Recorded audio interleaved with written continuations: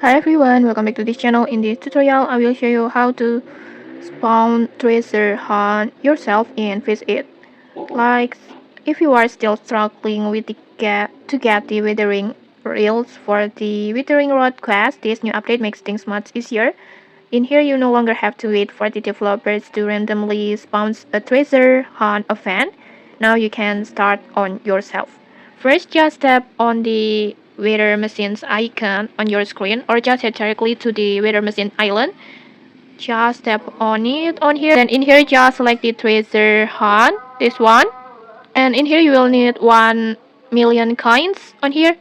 So make sure you have enough before starting. And after activations, a treasure hunt shipwreck area will immediately spawn in the oceans near your locations.